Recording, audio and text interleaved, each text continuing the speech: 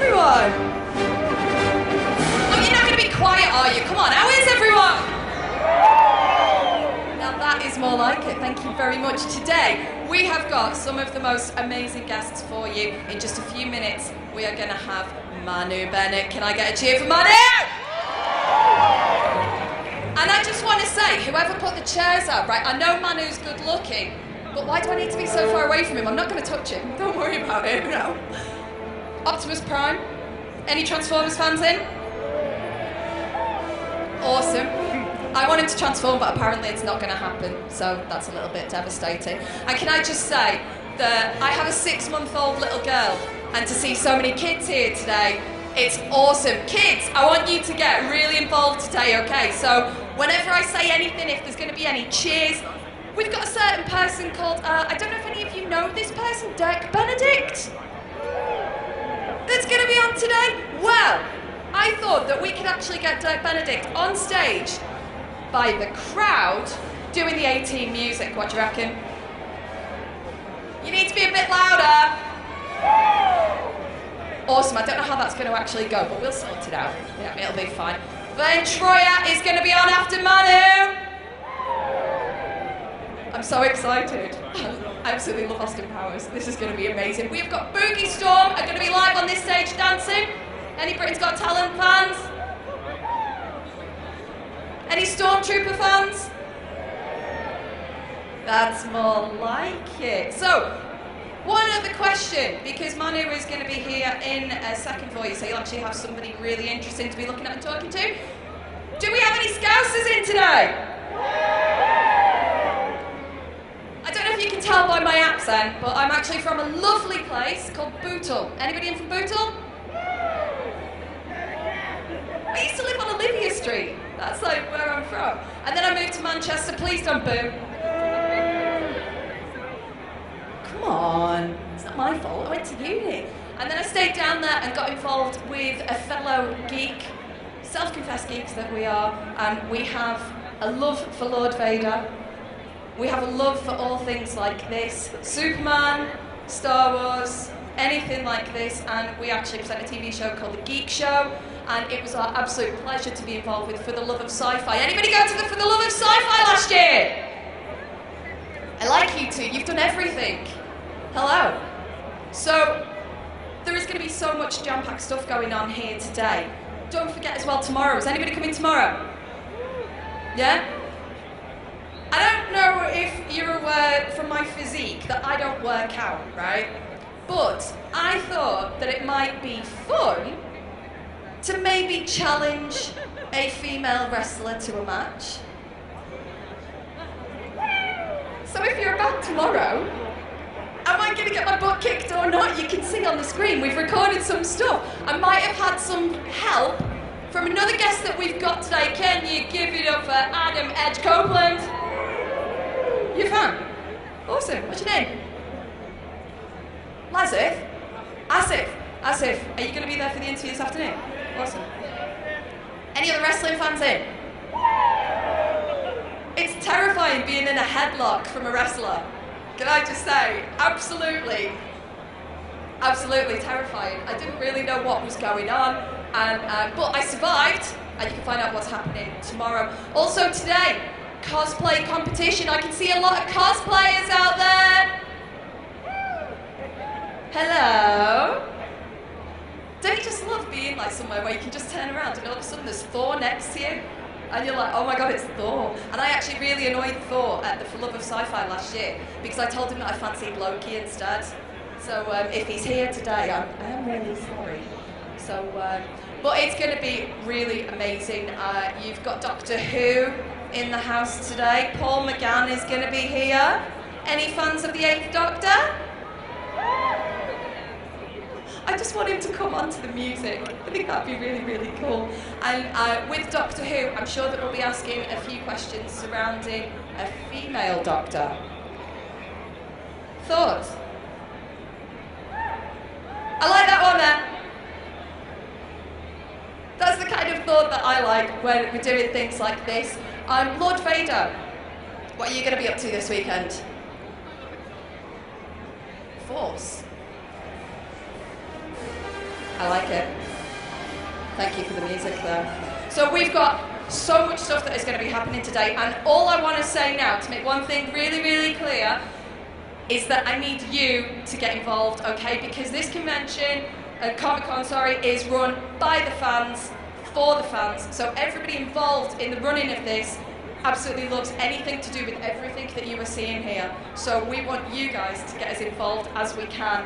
And I'm really excited now. I think, is he there? Okay. Ladies and gentlemen, girls and boys, do we have any Hobbit fans? Do we have any Arrow fans? Do we have any Manu Bennett fans? I tell you what then, let's get him on this stage. Liverpool Comic-Con's first panel guest, Manu Bennett!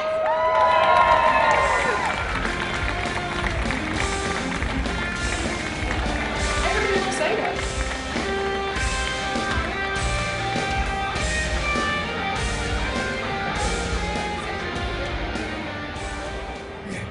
Okay, well, you gotta love a stormtrooper, eh? Gotta love a stormtrooper. How amazing is it when you get escorted onto stage by the Lord himself? By Darth Vader? Yeah, to be honest, I did a convention. The very first convention that I ever did was in Canada. It was near Quebec. And I got to the hotel and I hopped into the elevator, and there's this very tall man standing beside me. And I turned around and I looked at him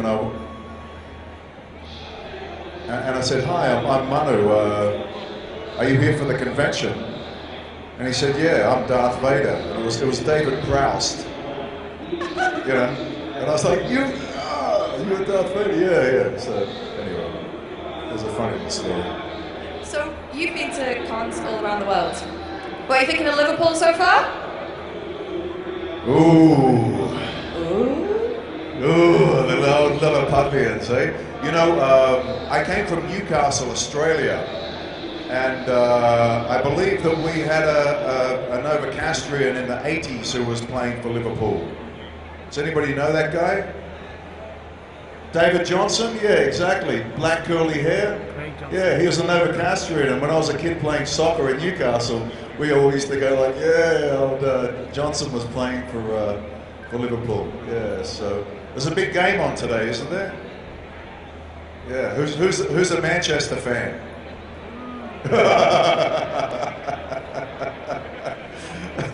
Brave man. That was very brave, brother.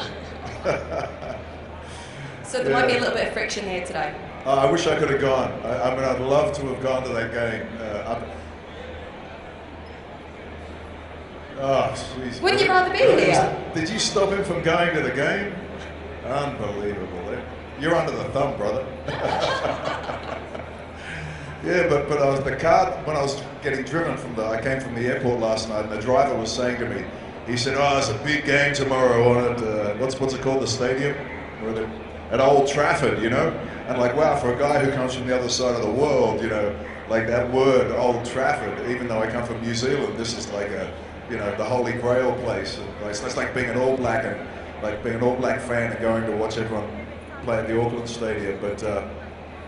You know, so I said, "Oh, it's on tomorrow," and I was so excited because I thought I could come and do this and then go afterwards. But I think kickoff is at 12. Yeah, yeah, bugger. I would like to. Let's go, mate. Quick, just you and me out the back.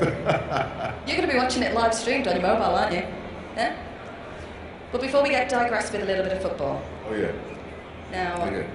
Fans will know you as some pretty terrifying characters in some of the most amazing films and TV shows that have graced the big screen and the little screen.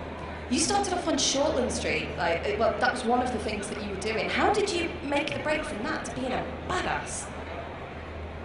You know, I mean, for anybody who's an aspiring actor out there, you know, kid, I saw your hand go up. You know, it's a very, very, very difficult industry, especially when you're not from America or Hollywood or anything like that, you know. Like, it's a long road from where I grew up in Australia, which was in the bush. I grew up in the bush with my grandparents, who were English immigrants after the Second World War, moved to Australia. I grew up in the bush, and I just took a fascination to story. I actually got into the performing arts through difficulty. Unfortunately, both my mother and my brother were killed in a car accident when I was 15. A lot of people ask me about the scars on my face, and they say, was that makeup for Crixus, for the Spartacus show, or whatever? But no, they're real scars. But as I travel and I work as an artist and as an actor, and I talk to more people, and I learn people's story, you realize everybody's got scars. Everybody. You can try to get those filters on your Instagram, but they're not going to cover up your scar. And that scar is like what I think is kind of like resonant when I have my acting roles, because I know my acting roles are usually these tough characters that get dragged through adversity, and I like to think that when I put my soul into a character, that I achieve something that I discovered actually last year in Greece.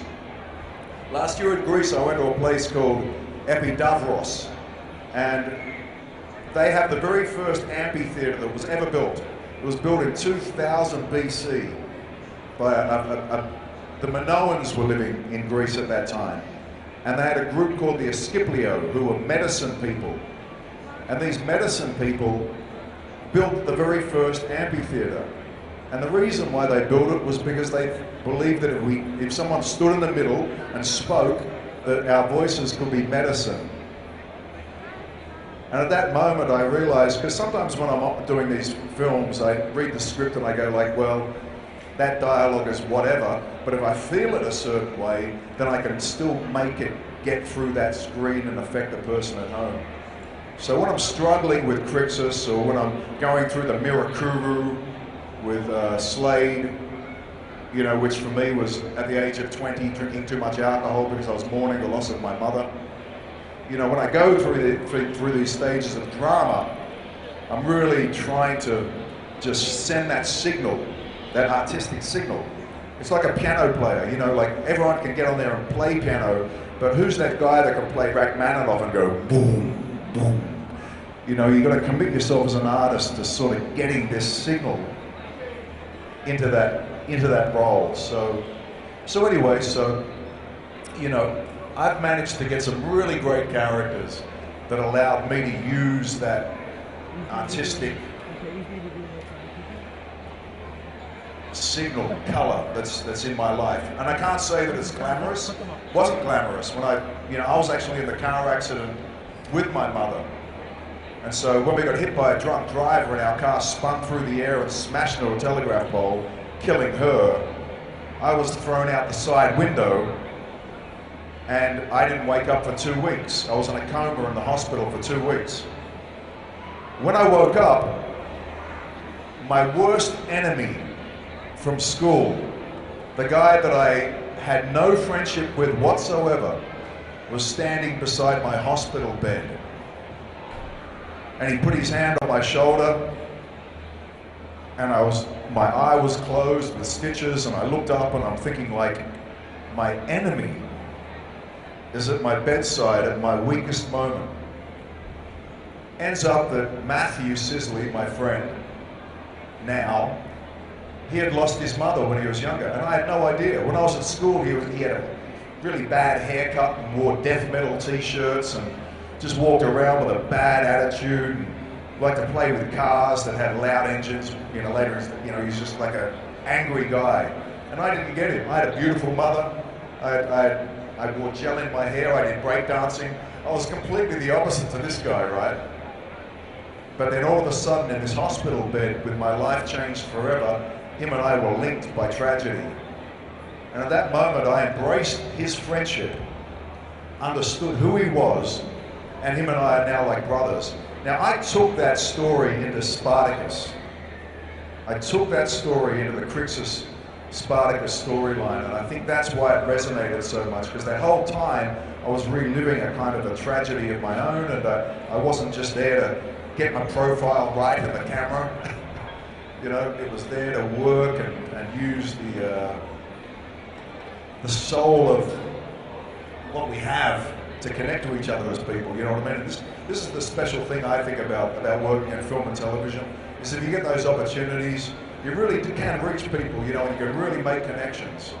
And the one thing that humbles me most, that I'm most proud of, is to come to a completely different country, to a city I've never been to, and to know that somehow I have a connection with some of you because of a little thing that went on the TV screen. And I thank you for that. I appreciate it. I truly appreciate it. I appreciated waking up from that car accident. So that I've gained that connection here in Liverpool. Yeah. Do you know what I think's amazing? But the acting game, brother, put your heart into it. If you're committed to it, put your heart into it. Because that's all that matters, your heart, not anybody else's heart, your heart. All you got to do is get in there and be real. Forget that you get into this game and you think it's all about, oh, I'm not good enough, I have to be a stronger facade, or I have to be a better looking facade, or something like that. The only people who ever make it in this industry truly, without destroying their souls, are the people that are willing just to put their heart into it and not be afraid. Do you know what I think is lovely? The fact that you've come from such tragedy, and now you, through your performances, have made grown men cry in Spartacus when your character left this world, shall we say. And you were referred by Peter Jackson, I think it was, as the breakthrough performance of The Hobbit. Like, that must be, like, he is an Academy Award-winning director. How did you get into The Hobbit, and how does that feel? That must be amazing. Well, to be honest, going back to my same high school, my high school for some reason in Newcastle, Australia, had some strange little influences upon what my life would become, but of course it did. These were my friends, this is where I grew up, this was my learning ground. But we had a big tall guy that I went to school with. He was about 6.5 foot when we were in high school, and we used to call him Bones, because he was so tall and lanky. But nobody really hung out with Bones. He was a bit of a recluse. And then one day I was sitting in the playground, and Bones was walking through the middle of the playground. An older kid sort of picked on him and pushed him. And he turned around and he just went bang, bang with these big long arms, and he knocked this real bully guy from the year above onto his ass. Sorry kids, his derriere. But he suddenly changed to more like Bones. I think the whole school saw it. It was like a lightning bolt came down and he turned into Thor. Anyway, Bones went on to become a giant, like 7 foot tall. And how many people watch Spartacus here? Spartacus fans, right? Remember the German tribe that came in? The big tall guy that raped Navia, and I tried to kill him, but he knocked me over, and then Spartacus, sorry kids, cut his face off. Well, that particular character, his name was Sedulus in Spartacus. Sedulus was played by Shane Jones, this friend of mine, right? That same week, or the week beforehand, before he came onto the show, I'd been flown down by Peter Jackson to Wellington to audition for Arzog. And I was really confident, because he'd flown me down there, that I would get the role. And then I heard that Bones was going to come onto our show and play this Sedulus character, and I said, we got to catch up and talk about school and everything. And we're sitting there and we're talking about Matthew Sisley, my mate who was my enemy, and stuff like this, and suddenly he says to me, oh, I just got offered a role on The Hobbit. And I went, really? What's the role? And he said, I'm going to play the King of the Orcs, Arzog. And I literally come back from Wellington like 3 days beforehand. And I remember almost choking on my food and feeling awful, really, at first, you know. I was like, oh, damn it. Oh, I thought I had that. But then I was like, Bones, good on you, brother. Awesome, good on you. Anyway, so he went down and filmed Arzog for 2 years, you know, for a year and a half. So he played Azog, 7 foot, same guy I went to primary school with in Newcastle, right? So he filmed it, but then when they got to the post-production, Peter Jackson looked at his performance and unfortunately, like, Bones had to wear a costume and makeup and prosthetics. It would have taken 6-7 hours just for him to sit in a chair to get ready to go up there and then do the battle scenes and then do everything. And I think that what happened was just what he, you know, he had these big outfits on. It was like big slow moves, and Peter, unfortunately for Shane, for Bones, Peter he wasn't happy with that performance. You know, I was talking about David Prowse before. You know, David Prowse did the voice for Darth Vader, and Lucas wasn't happy with the voice, so got James Earl Jones to replace it. You know, similar thing with Azog, but unfortunately Peter Jackson didn't like the motion capture, the physical performance. So what happened was he deleted him from the film, and then flew me down to do the motion capture for the character. And at that time, I was doing the last 2 episodes of Spartacus, and my producers would never. My manager rang me up and said, "Manu, Peter Jackson just rang up and they want you to fly down to Wellington to do Azog." And I said, "But my friend Shane just did it." And he said, "No, but they're not happy with it. They want you to go down there and do it in motion capture, but you have to do it this week." And I said, "Okay, awesome." And she said, "Yes, but your producers are not going to let you go." And so I said, "We have to do it." So she rang a lawyer friend of ours that was working sort of for Spartacus, and he said, "What we don't know won't hurt us." So I jumped on a plane and I flew down to Wellington and I filmed The Hobbit, and I didn't tell my producers. But when I returned on Monday to the set of Spartacus, my producer came with this newspaper and like slammed it on the table in front of me. She was a Scottish woman, Chloe, and she went, "Manu, what's with this?" You know, and boom. And it was some guy had seen me down there and said, "Oh, actor from Spartacus spotted working with Peter Jackson on The Hobbit." And so she was, but I would never have been allowed to go, is the point. And then I got to do it. Was kind of like we kind of cheated the system to get down there and do it. But you know, I mean, working with Peter Jackson, getting the opportunity to do that project. One other interesting story with it was as I arrived and got into the motion capture outfit, one of the guys came through the door and he had Andy Serkis's shoes, like the shoes that Andy Serkis wore in motion capture. And he said, "You're the same foot size as Andy Serkis, and this is the shoes he wore when he did Gollum." And so I put the Gollum shoes on,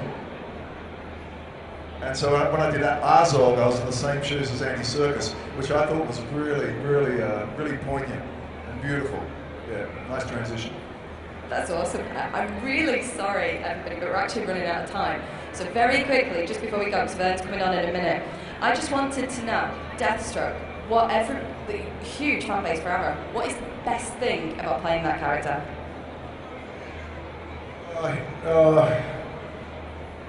Probably the response of the fans, you know, like I can't believe the actual kind of, you know, I guess the compliments I'll get from Arrow fans for what happened with Slade. I mean, to be honest, I was ice skating when it came to playing Slade. When I first started playing Deathstroke, I wasn't quite sure how they'd evolve the character. And when I read the scene where I drove a sword through Oliver Queen's mother's heart, I thought, oh my God, you know, like I'm going to go to the next convention and women are going to be throwing their handbags at me and stuff, you know. I didn't really feel like it seemed as though the way they wrote it, that Slade kind of was violent towards women a lot, and I didn't like that tone of it. I thought that sort of wasn't true to the context of what I knew of Deathstroke and Slade Wilson, the way that Marv Wolfman had written the character. But some of the devices I know on television, an easy device on television is to write that a guy does something bad to a woman, and then you'll change the fandom to them hating the character. So I knew they wanted to get the fandom away from the original relationship with Slade Wilson, but when they saw the device in which they did it with, it was a bit, I was like, oh God, people are going to hate this character now. But it was funny because after I actually, run Moira through, I went to a convention and I remember this woman came up to me, this lady in her 50s maybe, and she walked up to me and she says, Manu, I want to tell you right now, I was not very happy with what you did to Oliver's mother. That was awful, but I still love Slade. She said this, and I just, I don't know. It's like, again, I'll refer to you, kid, about acting. If you build the character so that they know the core of the character. See, what happened with Slade was a bit like Othello. The Shakespearean story Othello, because Slade believed that Oliver had killed Shadow, and then the Mirakuru was like a madness that drew Slade away from the Slade that was on the island that was friends with Oliver. So in certain ways, we'd established who Slade was, and it was like watching a tragedy kind of unfold. And even then, when I was playing Slade in that world of darkness, I wasn't playing him like somebody who had no struggle being evil. I sort of played him with all of the kind of tones that shows that you're still holding on to something that leads you back to that original character. And I don't know, I just sort of tried to maintain that because that was the only way to try to keep integrity with the way they were writing Slade and Deathstroke. And I just hung on that, and I think at the end of the day it worked. I mean, listen, Joe Manganiello is a good friend of mine. I've met Joe a few times in Los Angeles, and he's awesome. And I wish him the very best with Deathstroke, the film. I really do. Motherfucker. No, sorry. No, I do, because he's a top bloke, right? And so, sorry, no, she's taking the kids away. Sorry, kids. But at the end of the day, it's been a great journey. I think we achieved what we had to achieve for the television show. I'm pretty sure that Warner Brothers are just trying to pull focus for the movie and the movie alone. I don't think Mark Guggenheim wrote a story about me realizing I've got two sons just to bury that story. So, we'll see what happens. Hopefully Joe will do an amazing job and lots of people will go watch that film and give Marv Wolfman all the kudos he deserves as the writer of Deathstroke, to give Tony Daniels, who's done a wonderful Deathstroke comic series, the kudos he deserves for lifting Deathstroke as well. I'll take part of the credit, bringing him back in television, but at the end of the day, Joe Manganiello up on the big screen, I hope it kicks ass, and then maybe afterwards they'll bring me back for a bit of a return on the TV show, but we'll see what happens, But thank you very much for coming and listening to me. I began this career just as I told you, and so there's no bigger compliment to myself, or to my mother and brother, or to Andy Whitfield, than to have you guys sitting here having to listen to the stories of Spartacus and the other shows that I've done. Thank you very much. I really appreciate it, Liverpool. Manu Bennett, everyone! I might have to close my own. You can't do it. I thought he did it brilliantly. I think that you should take a microphone and do the rest of the night.